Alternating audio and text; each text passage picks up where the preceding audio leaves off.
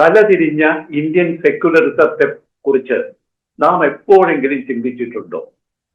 ഭാരതം ലോകത്തിലെ ഏറ്റവും പഴക്കമുള്ള സംസ്കാരങ്ങളിൽ ഒന്നായിട്ടും ഇന്നും മതേതരത്വത്തെ കുറിച്ച് എന്തുകൊണ്ട് ഇത്രയും ആശയക്കുഴപ്പം ഭാരതത്തിൽ നിലനിൽക്കുന്നു? സ്വാതന്ത്ര്യം നേടിയ ശേഷം നമ്മൾ സ്വീകരിച്ച ചില ആശയങ്ങൾ ശരിക്കും നമ്മളെ ശക്തരാക്കിയോ, അതോ യഥാർത്ഥത്തിൽ നാം ആരാണെന്നത് നമ്മുടെ സംസ്കാരവും പൈതൃകവും മറക്കാനും ഇടയാക്കിയോ? സെക്യുലറിസം എന്നത് ശരിക്കും നിഷ്പക്ഷതയാണോ, അല്ലെങ്കിൽ ഇന്ത്യയുടെ ചരിത്രവും ധാർമ്മിക പാരമ്പര്യവും മനസ്സിലാക്കാതെ സ്വീകരിച്ച ഒരു വിദേശ മാതൃകയോ?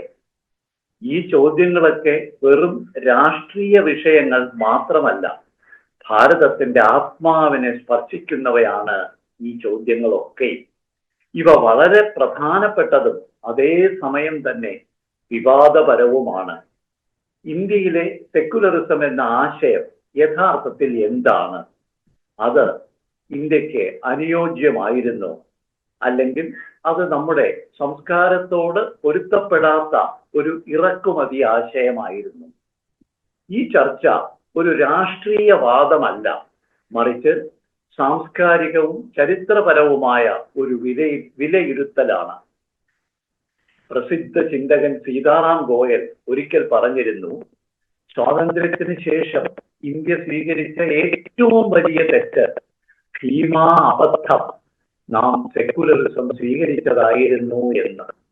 അങ്ങനെ പറയാനുള്ള പ്രധാന കാരണം, സ്വാതന്ത്ര്യത്തിന് ശേഷം നമ്മുടെ രാജ്യത്തുണ്ടായ മതപ്രശ്നങ്ങൾ പരിഹരിക്കുന്നതിന് പകരം സെക്യുലറിസം അതുല്യമായ ഇന്ത്യൻ രാഷ്ട്രത്തെയും അതിലെ നിർണായക ഹിന്ദു സമൂഹവും തമ്മിലെ ആയിരക്കണക്കിന് വർഷങ്ങളായുള്ള ബന്ധത്തെ മുറിച്ചു.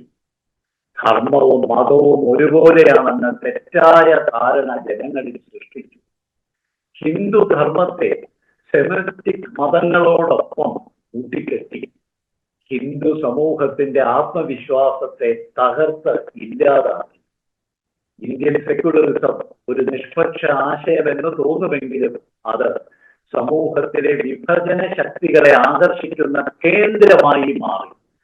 സെക്യുലറിസം യൂറോപ്പിൽ ജനിച്ചത് നമുക്കെല്ലാം അറിയാം, ഒരു പ്രത്യേക സാഹചര്യത്തിലാണ്.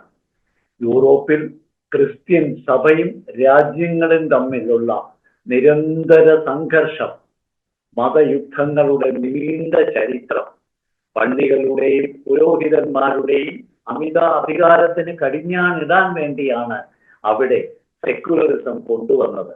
പക്ഷെ ഇന്ത്യയിലെ സ്ഥിതിയോ ഇതിൽ നിന്നൊക്കെ പൂർണ്ണമായും വ്യത്യസ്തമായിരുന്നു. ഭാരതത്തിൽ ധർമ്മം വെറും മതശാസനങ്ങളായിരുന്നില്ല, മറിച്ച് ഒരു ജീവിത രീതിയായിരുന്നു.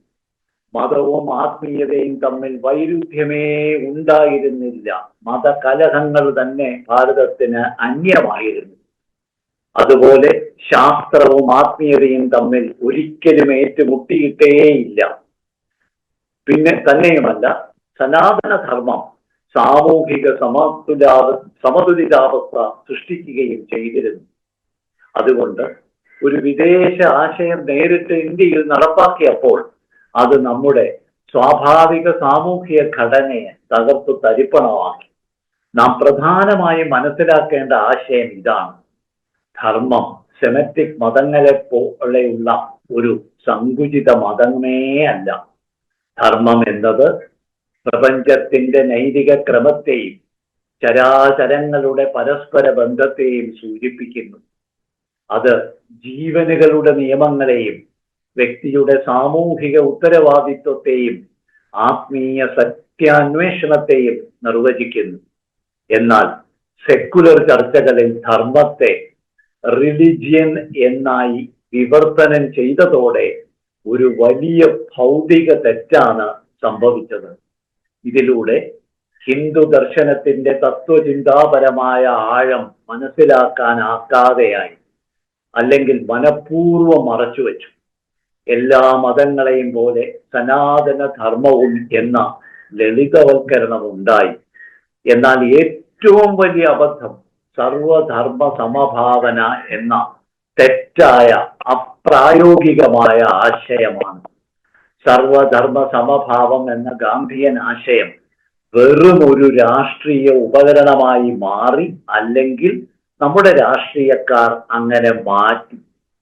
സനാതന ധർമ്മം മാത്രം എല്ലാ ദർശനങ്ങളെയും മതങ്ങളെയും ബഹുമാനിച്ചിരുന്നുവെങ്കിലും ചരിത്രപരമായ സംഘർഷങ്ങളെ അവഗണിച്ച് സാമ്രാജ്യത്വ സ്വഭാവമുള്ള മതങ്ങളെയും ധർമ്മം എന്ന നിലയിൽ അംഗീകരിച്ചത് ഹിന്ദു സമൂഹത്തിന്റെ താല്പര്യങ്ങൾക്ക് ഏറെ ദോഷകരമായി മാറി.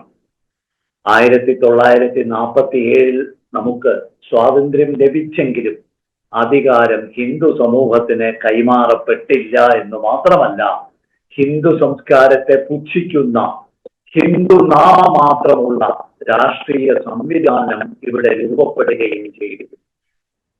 ന്യൂനപക്ഷ രാഷ്ട്രീയത്തിന് പ്രത്യേക അധികാരങ്ങളും അവകാശങ്ങളും ലഭിച്ചുകൊണ്ടിരിക്കുന്നു. മതപരിവർത്തനത്തിനു വരെ നിയമപരമായ സൗകര്യങ്ങൾ ഉണ്ടാക്കി. ഇതിന്റെ ഫലമായി രാജ്യമാകെ ഹിന്ദു ജനസംഖ്യ കുറഞ്ഞു വന്നു, വലിയ മാറ്റങ്ങൾ ഉണ്ടായി. ബ്രിട്ടീഷ് ഭരണകാലത്ത് അവർ സൃഷ്ടിച്ച ഇന്ത്യൻ ഐഡന്റിറ്റി പിന്നീട് സെക്കുലർ ദേശീയതയായി മാറി. തുടർന്ന് എന്തുണ്ടായി? ഹിന്ദു സാംസ്കാരിക പുനരുജ്ജീവനം പാടെ തടയപ്പെട്ടു. ദേശീയതയെ ഹിന്ദുത്വത്തിൽ നിന്ന് വേർപെടുത്തി ഹിന്ദു എന്ന് അഭിമാനിക്കുന്നവരുടെ ജാലകമായി ചിത്രീകരിക്കപ്പെട്ടു. ഇതായിരുന്നു തലതിരിഞ്ഞ നെഹ്റുവിയൻ സെക്കുലറിസം നമുക്ക് നൽകിയ സംഭാവന. ഭാരത വിഭജനത്തിന് ശേഷവും സെക്കുലറിസം നമ്മുടെ മതപ്രശ്നം പരിഹരിച്ചില്ല. പകരം സംഘടിത മതങ്ങൾ രാഷ്ട്രീയമായി ശക്തിപ്പെട്ടു. വോട്ട് ബാങ്ക് രാഷ്ട്രീയം വളർത്തി. ഹിന്ദു സമൂഹം തുടർച്ചയായി വിഭജിക്കപ്പെട്ടു. ജനാധിപത്യം തന്നെ വോട്ട് ബാങ്ക് രാഷ്ട്രീയത്തിലേക്ക് വഴിമാറി. ചരിത്രപരമായ ധാർമ്മിക ഐഡന്റിറ്റിയെ മാറ്റി സംസ്കാരത്തെക്കാൾ രാഷ്ട്രീയ ഐക്യത്തെ മുൻപിൽ നിർത്തി. ഇന്ത്യൻ ദേശീയത ധർമ്മത്തിന്റെ അടിത്തറയിൽ നിന്ന് മാറിയപ്പോൾ വാസ്തവത്തിൽ നമ്മുടെ ആത്മീയ പൈതൃകത്തെ തകർക്കുകയായിരുന്നു. ഭാഗ്യവശാൽ ഇന്ന് തലതിരിഞ്ഞ നെഹ്റുവിൻ സെക്കുലറിസം ശക്തമായ വിമർശനത്തിന് വിധേയമായി കൊണ്ടിരിക്കുന്നു. പല പ്രമുഖ ചിന്തകരും അതിന്റെ രാഷ്ട്രീയമായ പരാജയം ചൂണ്ടിക്കാണിച്ചിട്ടുണ്ടെങ്കിലും പ്രശ്നത്തിന്റെ അടിസ്ഥാനം കൂടുതൽ ആഴത്തിലുള്ളതാണ്. ഇന്ന് ലോകമെമ്പാടും ലിബറൽ സെക്കുലറിസം പ്രതിസന്ധിയിലാണ്. ഇസ്ലാമിന്റെ കടന്നുകയറ്റം യൂറോപ്പിലും മറ്റനേകം രാജ്യങ്ങളിലും സമൂഹ ഐക്യത്തെ തകർത്തുകൊണ്ടേയിരിക്കുന്നു. സമൂഹത്തിന്റെ ആത്മീയ അടിത്തറ നഷ്ടപ്പെട്ടുകൊണ്ടേയിരിക്കുന്നു. സംസ്കാരപരമായ ആത്മവിശ്വാസം ഇല്ലാതാക്കി. ഇതൊക്കെ ഇന്ത്യക്കുള്ള മുന്നറിയിപ്പായി നാം കാണണം. ഇപ്പോൾ നാം ചോദിക്കേണ്ട ഏറ്റവും പ്രധാനപ്പെട്ട ചോദ്യം, സെക്കുലറിസം ഇന്ത്യയെ ശക്തമാക്കിയോ അതോ അത് നമ്മെ നമ്മുടെ സ്വന്തം സാംസ്കാരിക അടിത്തറയിൽ നിന്ന് അകറ്റിയോ? ഈ ചർച്ചയുടെ ലക്ഷ്യം ജനങ്ങളെ വിഭജിക്കാനേ അല്ല.